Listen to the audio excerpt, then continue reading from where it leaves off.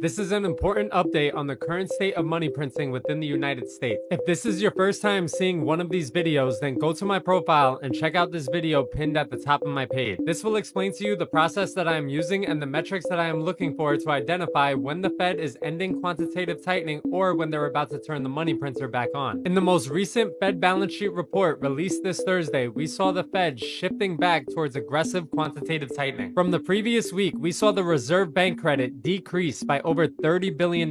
They cut mortgage-backed securities by over $6 billion.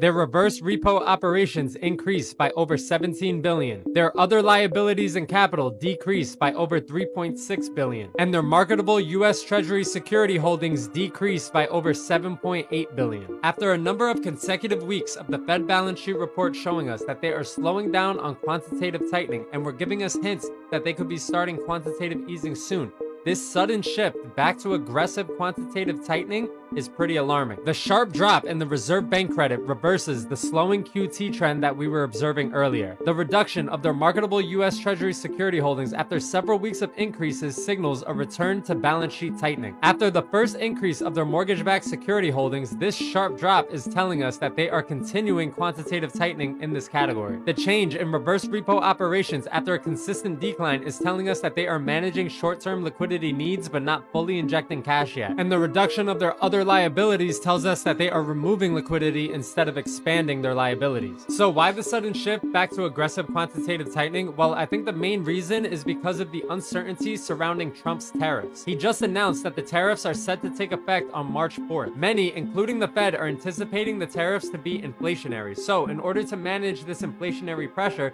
the Fed is reducing their balance sheet rather than increasing interest rates, because increasing rates would have a shock effect on the markets and could cause a significant crash. What we want to watch for now is the inflation data, the market reactions, and Jerome Powell's speeches. If inflation stays high, QT will likely continue. If the markets start to crash, then the Fed may slow quantitative tightening again. And if Powell starts emphasizing financial conditions in his speech, QT is also likely here to stay. If you enjoyed this type of content, make sure to leave me a like. And as always, if you want to stay updated on the current state of money printing, make sure you go give me a follow.